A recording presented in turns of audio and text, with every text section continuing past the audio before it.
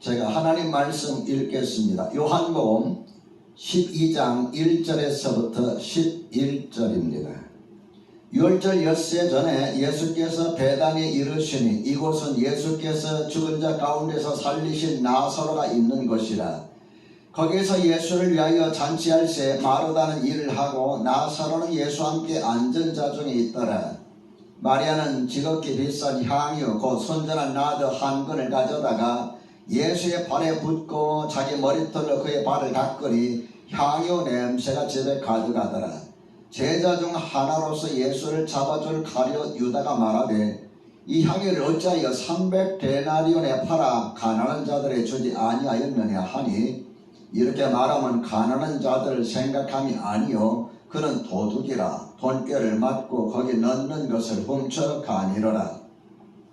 예수께서 이르시되 그를 가만두어 나의 장래할 날을 위하여 그것을 간직하게 하라. 가난한 자들은 항상 너희와 함께 있거니와 나는 항상 있지 아니하리라 하시니라. 유대인의 큰 무리가 예수께서 여기 계신 줄 알고 오니 이는 예수만 보기 위함이 아니요 죽은 자 가운데서 살리신 나사로도 보려 함이로라. 대제사장들이 나사로까지 죽이려고 모의하니 나사로 때문에 많은 유대인이 가서 예수를 믿으리로라. 아멘. 하나님께서 저와 여러분에게 주시는 말씀은 요한복음 12장 1절에서부터 11절입니다. 이 말씀을 통하여 나는 주님께 무엇을 드릴까요? 나는 주님께 무엇을 드릴까? 이런 제목으로 말씀을 전하겠습니다. 여러분 한 주일 동안 잘 지내셨습니까? 여러분 모두 하늘의 복 많이 누리시기를 우리 주님의 이름으로 축원합니다. 서로 인사 나눕시다. 온라인으로 들어오신 분들과도 인사 나누고 서로 인사 나눕시다.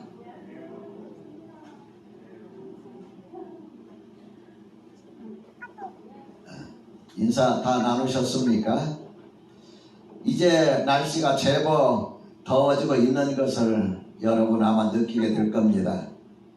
사택의 제 서재는 요즘 한낮이 되면 32도 33도를 넘나들고 있습니다. 거기다가 오후가 되면은 햇볕이 온 방을 점령해 버려서 한두 시간만 머무르고 있으면 얼굴이 화끈화끈 달아오릅니다.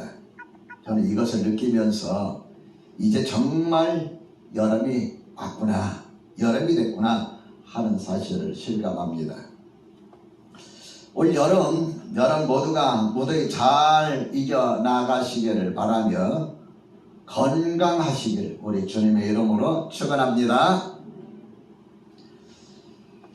지난해처럼 올해도 여름 수련을 하지 않겠습니다. 내년에는 여름 수련이 대신 한다면은 휴가 시즌 되기 전에 6월경에 연휴가 있다면 그 연휴에서 이렇게 하면 어떨까 이런 생각을 해봅니다.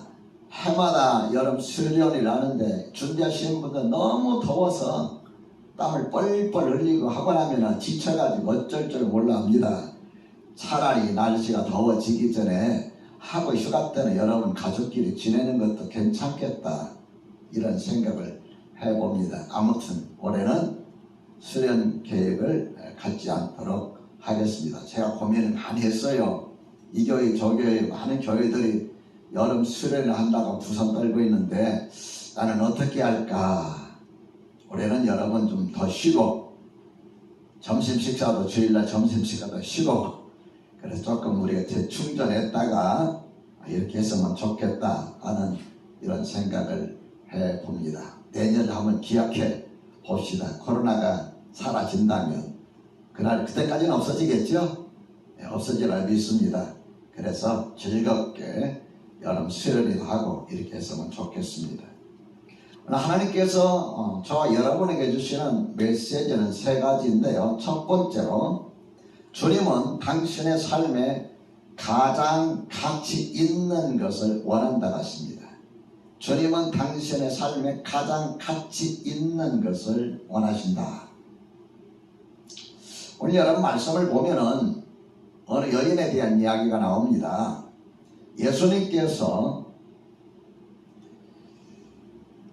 이 베다니에 살고 있는 나병 환자 시몬의 집에 초대를 받으셨어요. 초대를 받았다는 건 식사 자리를 말합니다. 아마 제가 생각할 때는 시몬이라고 하는 사람이 나병에 오랫동안 고생하다가 예수님을 통해서 고침을 받지 않았을까 이런 생각을 해봐요. 그래서 너무 감사해서 예수님을 식사자리에 초대하고 식사자리에 초대하면서 예수님 제자들과 예수님을 따르는 자들도 함께 그 자리에 있었습니다. 예수님께서 음식을 맛있게 잡수시고 계시는데 마리아가 뭔가를 가지고 나옵니다. 그러더니 그 뭔가 가지고 있는 그것 뚜껑을 열더니 그 뚜껑에 있는 그 병 안에 있는 모든 것들을 예수님의 머리에 싹 부으십니다. 그 머리에 붓는 그 순간 병수가 있었던 것이 쏟아지면서 냄새가 모임 장소에 온통 진동하게 되는 거예요. 삽시간에 일어난 일입니다. 그뿐만 아니라 이 마리아가 예수님 앞에 무릎 꿇더니 자기의 머리카락을 다 흐트러뜨리고 그 머리카락으로 흘러내리는 향유를 닦는 거였어요. 사람들이 그걸 보면서 각자 생각이 다 달랐겠죠. 만약 여러분이 그 자리에 있었다면 여러분은 이 마리아가 한 이 행동에 대해서 어떻게 이야기를 했을까요? 어떤 생각을 가졌을까요? 어떤 평가를 내렸을까요? 근데 오늘 본문에 보니까 가룟 유다를 한 이야기가 나오는데 마태복음 26장 18절과 9절에 보면은 제자들이 보고 분개했다 그래서 화를 냈다 그 말이에요. 아마 우리도 그렇게 하리라 생각이 돼요. 왜 그러냐? 마태복음 26장 8절과 9절에 보니까 제자들이 보고 분개하여 이르되 무슨 의도로 이것을 허비하느냐? 이것을 비싼 값에 팔아 가난한 자들에게 줄 수 있었겠도다 하거늘 그랬어요.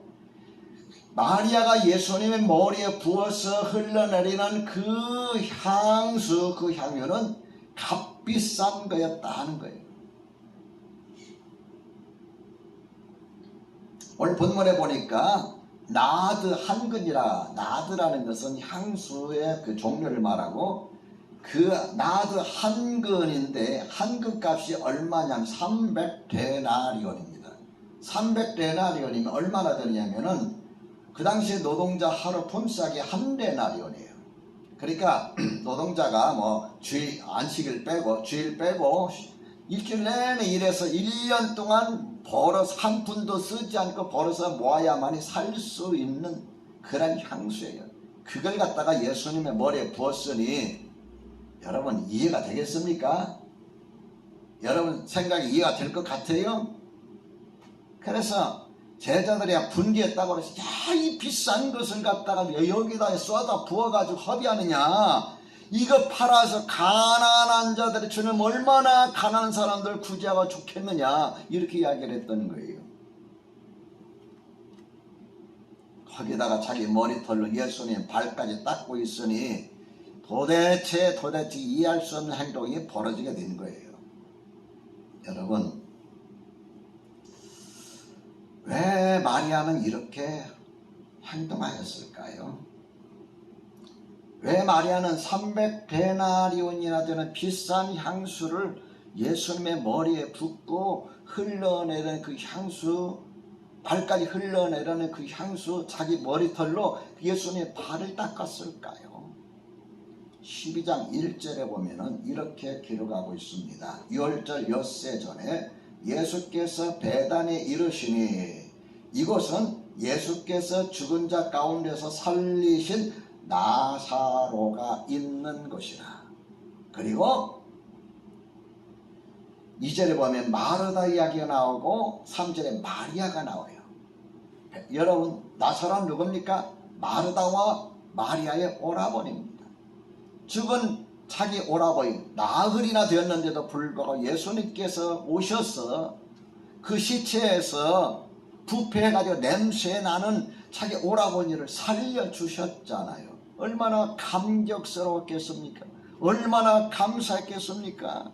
그래서 감격하고 감사해서 자기가 아끼던 가장 소중한 것, 그걸 주님께 드린 거예요. 여러분, 노동자가 1년 동안 일해가지고 겨우 살 수 있는 향수라면 얼마나 소중할까요? 저는 생각해보면 마리아가 이 향수 썼을까? 아마 못 썼을 거예요. 너무 비싸서 얼마나 아끼고 아꼈을까? 그런데 여러분, 베다니는요 가난한 동네입니다. 베다니라는 뜻이 크게 두 가지가 있는데, 가난한 자들이라는 의미가 있어요. 그러니까 다시 말씀드리면 베다니에 살고 있는 사람들의 대부분은 삶에 여유가 없는 사람들이에요. 그 여유가 없는 사람들 중에 누가 있느냐면은 나사로 있고 마리아와 마르다가 있었는데, 이 마리아가 그 어려운 생활 가운데서, 어떻게 넉넉하지 못한 생활 가운데서 향수를 구입했는지 모르지만 이 너무너무 소중한 것을 차마 자기를 위해서 쓸 수가 없었고 예수님의 발에 푼 거예요. 저는 이거 보면서 뭘 깨닫느냐면은, 은혜를 입은 자만이 은혜가 얼마나 큰가를 안다. 하나님의 은혜를 입고 하나님의 은혜를 깨달은 자가 하나님께서 나를 얼마나 아끼고 얼마나 사랑하시는지를 아는 거예요. 그러니까 그 은혜를 깨닫고 하나님의 사랑을 입게 되면 하나님께 아까운 것이 없겠다. 제 개인적인 경험으로 봐서도 역시 그렇습니다. 주님께서는 이 마리아가 가지고 있는 가장 소중한 것을 기쁘게 받으신 겁니다. 둘째로, 세상의 유혹을 떨쳐낼 수 있어야 합니다. 저는 개인적으로 가룟 유다가 예수님을 왜 배신했을까? 가룟 유다가 예수님을 왜 배신했을까? 이런 생각을 곰곰이 해봤습니다. 오늘 본문의 전체적인 흐름을 보면은 가룟 유다가 예수님을 배신한 데에는 물질과 관련이 있지 않았을까 하는 그런 결론을 제 나름대로 얻었습니다. 왜냐고요? 4절과 5절에 보면 이렇게 기록하고 있습니다. 제자 중 하나로서 예수를 잡아줄 가룟 유다가 말하되, 이 향유를 어찌하여 300데나리온에 팔아 가난한 자들에게 주지 아니하였느냐 하니 그랬어요. 마태복음이나 마가복음에도 보면은 이 똑같은 사건을 기록하고 있습니다. 근데 거기는 제자들이 분개했다고 그래요. 제자들이 분개했다. 근데 여기 요한복음에 보면 누구라고 그랬어요? 사도 요한. 예수님의 사랑을 가장 많이 받고 예수님 가까이에서 늘 예수님을 모시고 따라다녔던 그 사도 요한이 우리에게 이야기해 주는 것은, 이야기를 한 당사자는 바로 누구냐? 가룟 유다였다. 그러면서 6절에서는 두 가지 사실을 말하고 있잖아요. 가룟 유다에 대하여. 이렇게 말하면 가난한 자들을 생각함이 아니다. 300데나리온에 팔아서 가난한 자들을 도울 수 있겠다 했는데, 사실은 가난한 자를 위해서 생각하는 것이 아니다는 거예요. 그 다음 더 중요한 것은, 그는 도둑이라 돈깨를 맞고 거기에 넣는 것을 훔쳐가미러라 그랬어요. 사도 요한은 여기에다 초점을 맞추고 있는 거예요. 저는 도둑이라. 주님 따라다니면서 들어오는 여러 가지 헌금이나 이런 게 있을 거 아닙니까? 그걸 맡았는데 뭐라 그랬어요? 훔쳐갔다 그랬어요. 제가 목회하던 세월 동안 경험한 것들 중에 참 안타까운 그런 것이 있는데, 그게 뭐냐면은 헌금에 대해서 시험 드는 사람, 헌금에 대해서 시험 드는 사람들을 제가 보면은 종종 이제 있는데요. 물질 축복을 받는 것을 거의 보지 못했어요. 안타깝다고 그랬어요. 여러분, 하나님 앞에 11조를 드리고 감사를 드리고 선교를 드리는 거 율법적인 게 아닙니다. 하나님 앞에 이 물질 드리는 것 때문에 시험 드는 사람은 물질 축복을 받는 것을 거의 못 봤어요. 잘 될 것 같은데 안 돼요. 그 다음에 또 한 가지 안타까운 거 뭐냐면은 늘 헌금 설교, 돈에 대한 이야기 한마디로 나오면은 굉장히 민감해서 자주 시험에 넘어져요. 그래서 신앙생활이 제대로 안 돼요. 하나님 앞에 뭔가를 드리고 싶어서 그냥 안타까워하고 드리는 사람들 보면은 그 영적인 것만은 풍성해요. 적어도. 참 이게 제가 목회하면서 늘 느끼는 거예요. 왜 이야기를 하냐. 가룟 유다가 예수님의 돈깨를 맡았는데 도둑질했다 하는 말씀과 300데나리온에 팔아 왜 가난한 자들 안 주고 이딴 짓을 하느냐 허비하느냐 야단친 것과 관련돼서 볼 때에 가룟 유다의 가장 큰 문제점은 역시 물질의 문제, 돈의 문제였다라고 저는 개인적으로 이렇게 생각을 해봅니다. 디모데전서 6장 9절과 10절에 보면은 부하려 하는 자들에 대한 이야기를 하고 있습니다.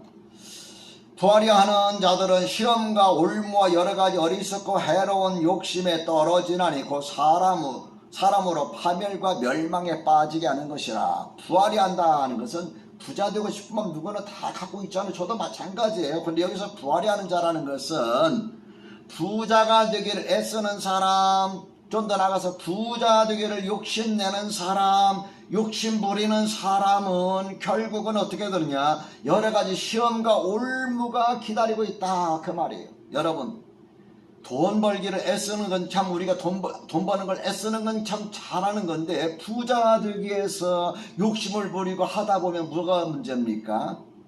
수단과 방법을 나중엔 가리지 않게 돼요.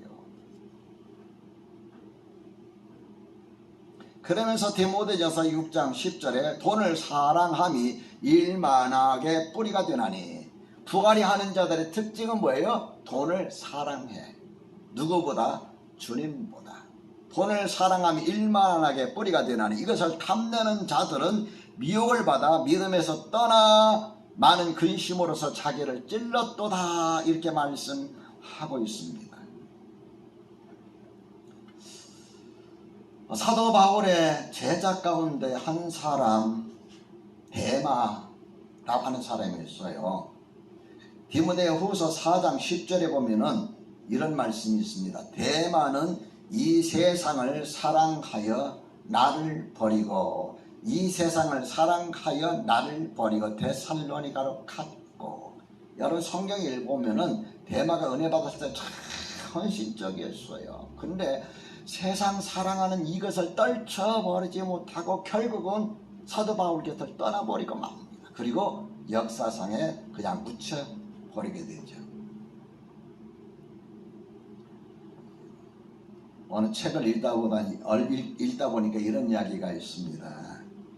어느 목사님이 지금 땀 뻘뻘 흘리면서 길을 가고 있는데 마치 그날이 장날이었어요. 지어낸 이야기입니다. 장날이었어요. 뭐 길 가는 저쪽에 사람들 웅성웅성만 모여가지고 사람들 웅성거리는 뭘 구경하는 것 같아요. 여러분 사람들이 많이 모여서 구경하면 여러분도 끼잖아요. 끼는데 보니까 코끼리 한 마리를 딱 세워놓고 이 코끼리를 울리는 사람에게는 내가 상금을 주겠다. 코끼리 어떻게 울립니까? 여러분 코끼리 우는 거 봤어요? 코끼리는요 자식에 대한 정이 굉장히 깊습니다. 그래서 이동할 때 만일 그 새끼가 죽으면은 그 새끼가 막 떠나지를 못해요. 그러다가 이제 결국 떠나게 되고 이동해서 다시 그 자리에 지나갈 때 그 자리에 멈춰서 웁니다. 뿌 이렇게 울어대요. 그리고 눈물을 흘립니다. 이 코끼리를 울리는 사람에게는 상금을 준다. 사람들이 코끼리를 울려고 별의별 짓을 다 하는데 코끼리를 울겠어요? 안 울지요? 근데 목사님이 내가 한번 해보겠습니다 하고 가더라는 거죠. 그래서 코끼리 귀에다 대고 하니까 코끼리가 막 부부 하면서 막 눈물을 펑펑펑펑 쏘는 거예요. 그래서 이 사람이 이제 상 받으면서 인터뷰를 하는데 당신이 뭐라고 코끼리 귀에다 대고 소곤거리게 코끼리가 이렇게 웁니까? 다른 게 아닙니다. 코끼리 코에다 대고 귀에다 대고 한 이야기는 코끼리야, 나는 개척교회 목사다. 이 말 한마디에 펑펑 울더라는 거예요. 그리고 나서 한참 지나가서 어느 날 그 또 지나가는데 그 사람이 또 나와가지고는 하는 말이, 이 코끼리를 한 발짝이라도 움직이든지 고개를 흔들게 하는 사람에게는 내가 상을 주겠다. 사람들이 아무리 잡아 끌어도 여러분 코끼리가 끌려갑니까? 안 끌려가지요. 밀어도 이거 너무 등치가 크니까 밀어도 뭐 끄떡을 안 하는 거예요. 그래서 이 사람이 또 가가지고 코끼리한테 뭐라 그러냐면은, 야, 나 개척교회 목사인데 너 우리 교회 같이 갈래? 하니까 코끼리가 고개를 살려 흔들면서 뒷코부리를 빼더라는 거죠. 무슨 얘기입니까? 그만큼 개척교회 목사는 어렵다는 거예요. 그래서 먹기가 힘든 이유 중에 한 가지가 물질 아닙니까? 데마가 왜 이 세상을 사랑하여 바울을 버렸을까요?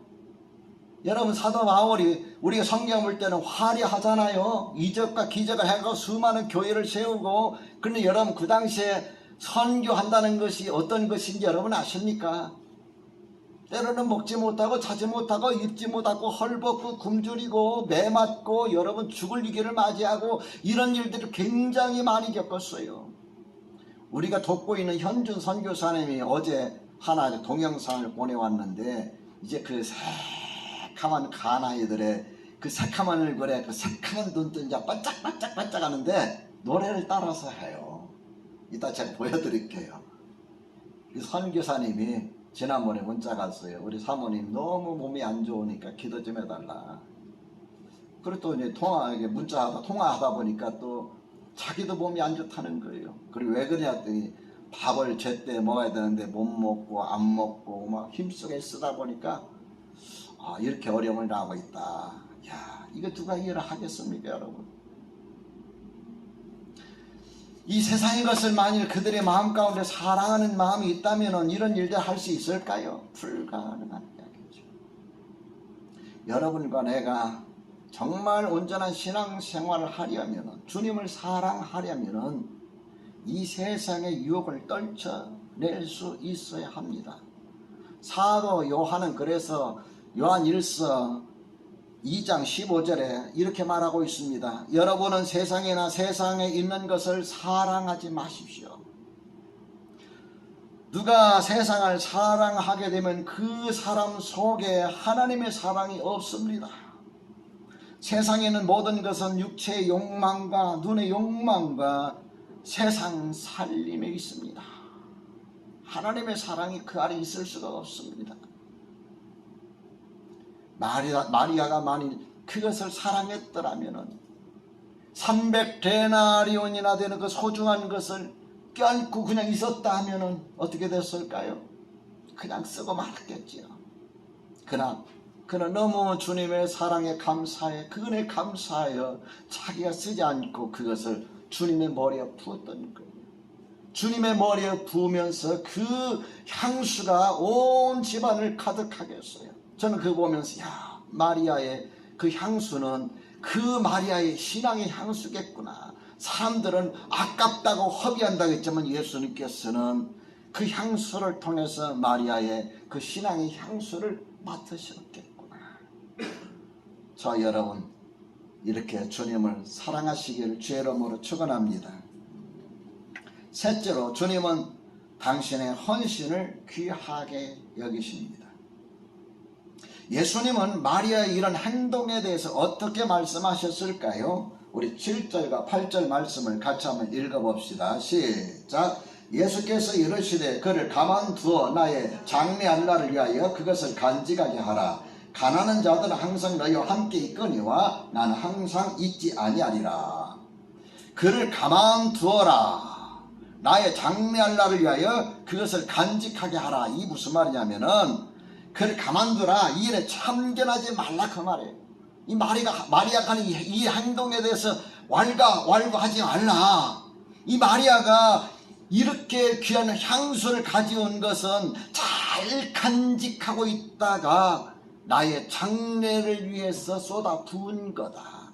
그러니까 적어도 마리아가 예수님의 한 행위는 그냥 한번 내가 이 향수 부어야 되겠다 아니라 예수님께서 보실 때 이제 며칠 아니면 십자가에 달려 죽으시는데 그 죽음을 마리아가 미리 준비하였다 그 이야기입니다.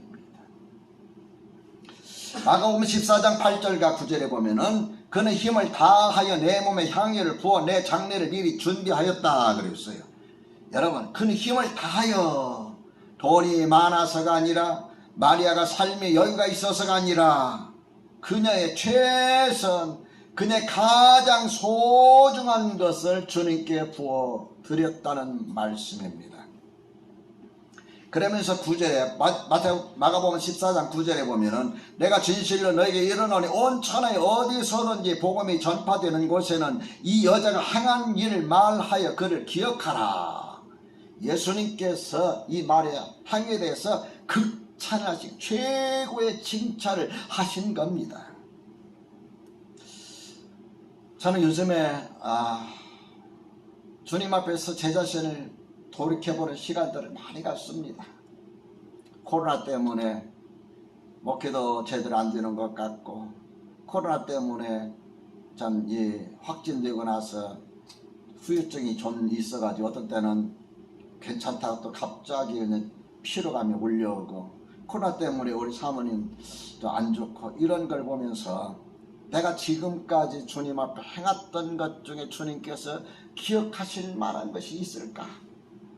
이런 생각을 해봐요. 주님이 내일 오시느냐 모레 오시느냐 오늘 오시느냐 중요한 게 아닙니다. 여러분, 언젠가 오시는 건 사실인데 중요한 것은 주님이 오실 때에 주님께서 내가 행한 것 중에 기억나실 만한 것이 있을까? 주님께서 나를 칭찬하실 만한 일이 있을까? 나의 어떤 것을 주님이 칭찬하실까? 주님은 나의 무엇을 기억하고 계실까? 이런 생각을 말씀을 준비하면서 또 요즘 교회 속에서 지내면서 그런 생각을 해봅니다. 여러분, 마리아가 300데나리온이나 되는 이 향유를 부은 것은 비싸서 기쁘셨다는 말이 아닙니다. 자기의 소중한 것을 자기의 예수님의 장례를 위해서 쏟아 부었기 때문에 감동이 있었던 거예요. 주님은 우리가 이 땅에서 이 교회에서 헌신하는 그 헌신을 귀히 여기십니다. 믿으시면 아멘 합시다.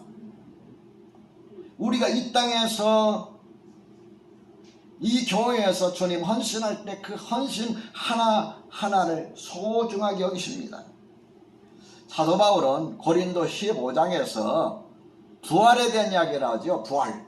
예수님이 죽었다가 사흘 만에 다시 살아난 것처럼 우리도 죽었다가 살아나든지 주님 오실 때 다시 살아나게 될 것이다. 살아있는 자는 몸이 변화되어서 호련히 변화되어서 주님 앞에 끌어올려가게 될 것이고, 죽은 자는 다시 몸과 육신이 결합되어서 주님께로 끌어올려갈 것이다. 천사회장의 소리와 나팔소리 함께, 호련과 나팔소리 함께 울려 퍼질 때 이런 일들이 있을 것이다. 순식간에 이런 일들이 일어나게 될 것이다. 그래서 우리는 공중에 끌어올려져서 주님을 맞이하게 될 것이고 영원히 주님과 함께 할 것이다. 부활한 우리의 몸은 현재 우리의 몸과 같지 않다. 여러분, 우리 몸이 얼마나 연약합니까?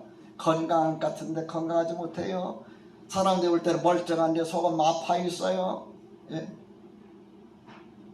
아이고 여기 아파 저기 아파. 제가 예전에 좀 어느 교회 합쳤을 때에 권사님 7분하고 같이 식사를 하는데 7분에 한마디씩 하는 거야. 아유 목사님 나는 어깨가 아프고, 그러다 상대방이 또 목사님 나는 고개가 아프고, 목사님 나는 무릎이 아프고, 7분에 한마디씩 하는데 아파요. 아파 다 아파.